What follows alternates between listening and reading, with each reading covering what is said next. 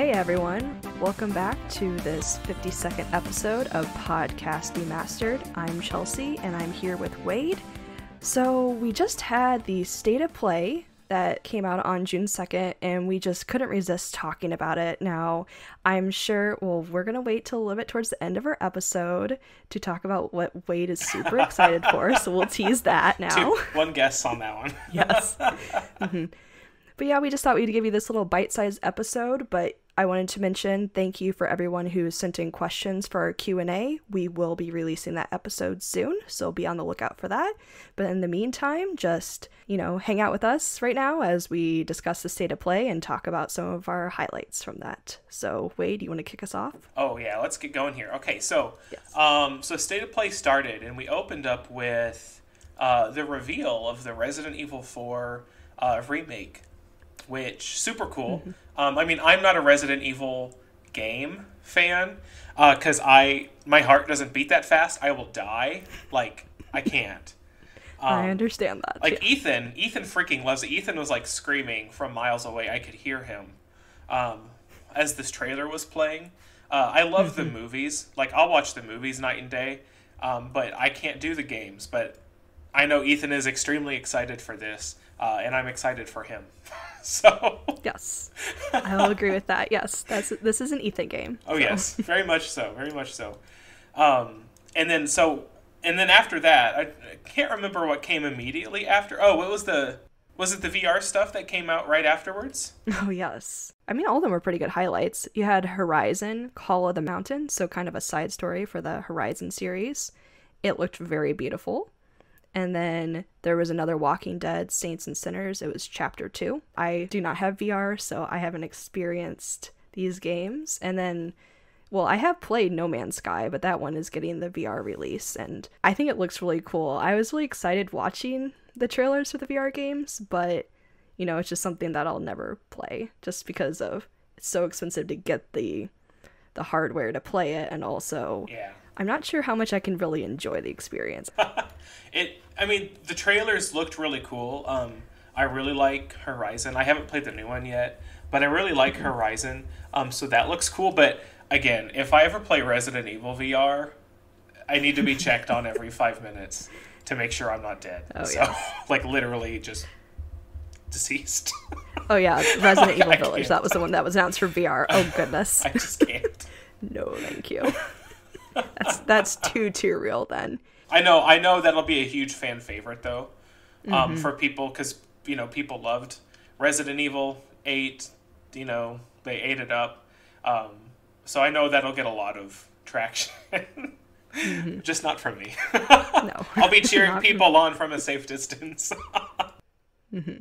Well, I think it's cool to see more of these bigger games become or part of the VR experience. Oh yeah, and so. Oh yeah. It's a really great incentive for those who like VR. Mm-hmm. I agree. So let's see. After that, I think we got some more looks into the cat game Stray. Oh, yes. Which, every time I see a new trailer for Stray, I'm just I'll just watch it. This looks amazing. I love this so much. But then they're like, hey, but if you get, the second tier of the PlayStation Plus, where you get the free games, yes. You can play Stray for free. And I'm like, okay, I'll play Stray for free. That's fine. That was the first tease we've gotten to. You get this game as part of this if you get this higher tier of the new PlayStation Plus. So that's pretty cool. And I think that was the only thing that we heard about as far as that goes. But man, if I can play Stray on launch, okay. That game looks just cool. Which is silly because, you're just playing as, a cat. But, okay. I know a ton of people that are going to love this game. Yeah, it's going to be a good time. So, let's see, after Stray, we went to the quick announcement that Marvel's Spider-Man is coming to PC. Cool. I know people are dead excited about that. I know the modding community is, drooling at the mouth. They're ready. They're itching. They're ready to warp that game into something terrifying. And I'm here for that. Oh, no. That's fine. And then later in the blog, they also announced that the Miles Morales game is also coming to PC as well. They'll get both. they can ruin us all with all of that. So that'll be fun. Um, Another game that I know Ethan is dead set ready for is the Callisto Protocol. Oh yes. I was Quite a few horror games in this state of play. like the trailer started for this, and I'm just sitting there, just like, what is that? What is happening? What is like? Is this like some awful Dead Space monstrosity? Like, what is going on? Like, oh no, it's the Callisto Protocol. I'm like, I don't know what that is, but I am not subscribing to that.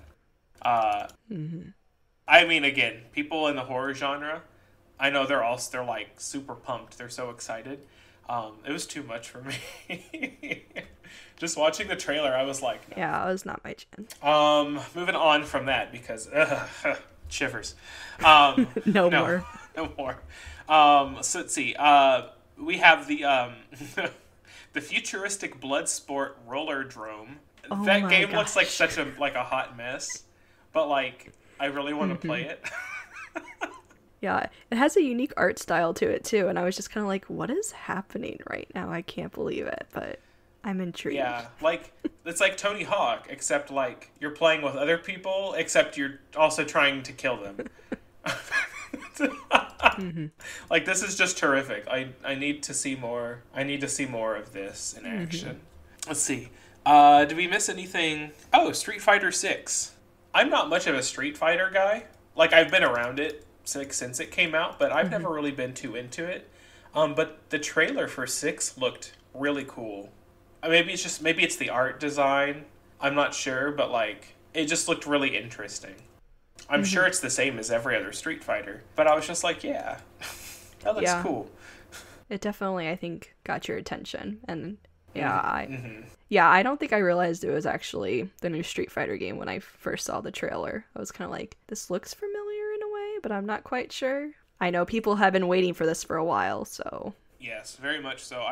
I was sitting there and I'm like watching stuff. I'm like, well, some of this looks really familiar because they weren't showing like major characters for a while. And then like Chun-Li showed up and I was like, oh, son of a bitch, they got me. Like, now I know what this is, yeah. Yep, now I know what this is. But yeah, like, because before that, like, it looked like you could make like a customized character or something maybe, which is pretty cool for Street Fighter. But yeah, I hope that turns out well and everybody loves that. I agree. Tunic is coming to PlayStation. I played Tunic. Let's see, it's on Game Pass right now. I downloaded it. I played it a little bit. I died a lot. Is it cute? It's like originals. It is cute. It is. Okay. The aesthetics are great. Like you start the game and they're just like, okay, bye.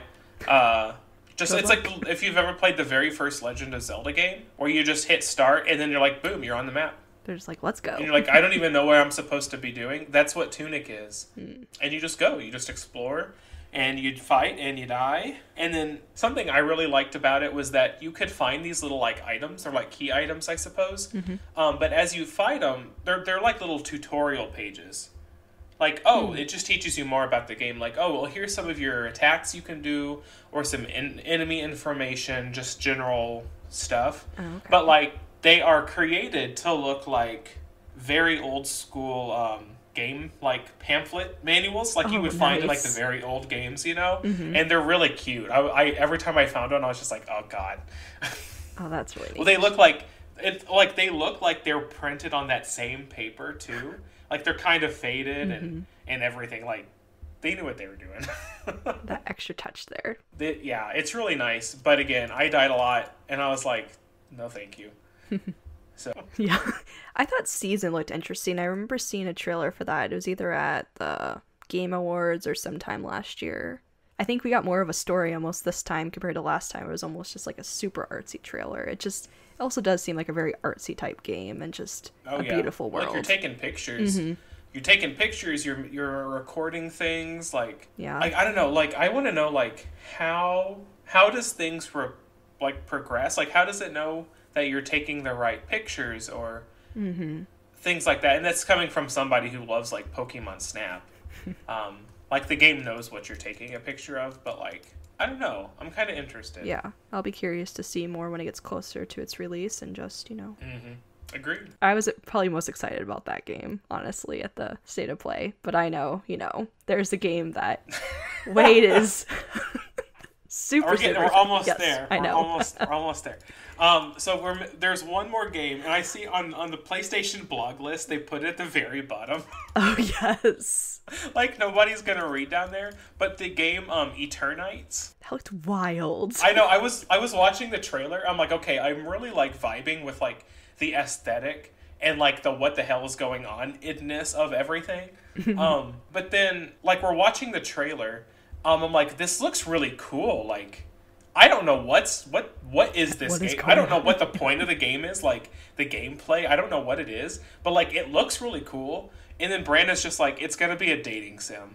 And I was just like, what? And then at the end, they're just like, action dating sim. And I was just like, oh my god, it's a dating sim. Yeah. With action. With action. Like, people are like chopping off body parts. It's like, don't worry though, you'll still get to hold that cute girl's hand. It's fine. Yep. So, I kind of want to see more on it just because I want that same, like, I want that same feeling. Like, what is happening? Yeah, that trailer, I was just like, this is so crazy, so chaotic. But I was like, I have no idea what's going on. But yes, definitely, I agree. Let's see more of that. Doesn't look like there's a release date for it yet. Next year. Early next year. Okay. So we'll have to pay attention to that. We'll have to see. Mm-hmm. We'll have to see. Definitely. Okay. Are you ready? Oh, God. I don't know if I'm ready, but listeners, are you ready for this? Wade's ready. So I got to the very end. Sitting there on my couch. I got to the very end of the video. I'm like, man, there's like 5 minutes or something left. Like, they're going to do something major at the end, right? They have to. Let's hope so, then, yeah. Like, the screen goes black and opens back up, and there's a man sitting on a couch. And this is a man that I have seen so many times through so many different, like, screens. This is Yoshida P. of Final Fantasy XIV fame. Dun, dun, dun. He's the director of 14, but he's also the producer of 16. And the second I saw his little face on my screen, I was just like the Kermit gif, like hands in the air, like screaming, Yoshi P, Yoshi P, Yoshi P. And he's like, hey y'all, sorry, but here's the trailer. And then I died. I left the confines of my body and it was perfect. I am so excited for Final Fantasy 16. I know Final Fantasy's not for everybody anymore, but it's still absolutely for me. And that's what is important. So, just like since the last time we had a trailer, it's been like 2 years. I think since we've had a trailer, just anything, flat out anything. There hasn't been interviews, there hasn't been screenshots, not a damn thing, because Sony's been like keeping it under a rock because they're awful like that. Which is not usually how Yoshi P likes to work. He's very open and translucent with his work and what he's doing and stuff. Like with 14 and stuff, he's like, we're not trying to lie to you. We're not trying to hide things. We're very open and honest. And he's like, we'll be the same way for 16, I promise. And then Sony came along. It's just like, we're not doing any of that. So, but this new trailer was just, it showed off so many cool things. It has the battle director for the Devil May Cry series attached to it, which absolutely explains the crazy hype action. And it shows like the Final Fantasy summons in a new light. Like, you'll be able to control them. Like, they'll be gigantic. You'll have like giant kaiju battles with the summons, and that's just crazy stupid.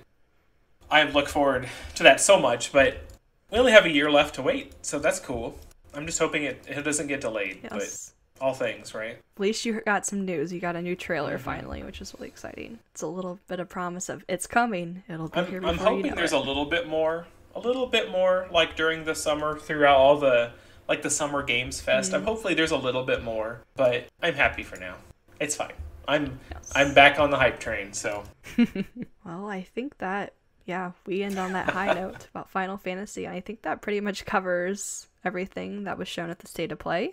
And I know that this week is start of Summer Game Fest, and we're going to be hopefully, seeing a lot of new games or games that have been around for a long time, getting more information about them. And I know we will be doing an episode coming up soon where we'll be diving into all that, talking about some of our favorites and everything. But for now, we just wanted to leave you with this, just, it's like the prequel to the Summer Game Fest and all the game announcements, the exciting times. So we just want to say thanks everybody for listening to our short little episode this week. Please like and subscribe wherever you listen to this podcast. Share it with a friend. You can follow us on social media. We're on Facebook, Twitter, and Instagram at PodDemastered. You can also feel free to send us an email anytime if you have questions for us that, or things that you want us to talk about for future episodes. Feel free to do that. You can email us at demasteredpodcast@gmail.com. And thanks again for listening to this week's episode, and we hope you tune in next week. See ya. See ya.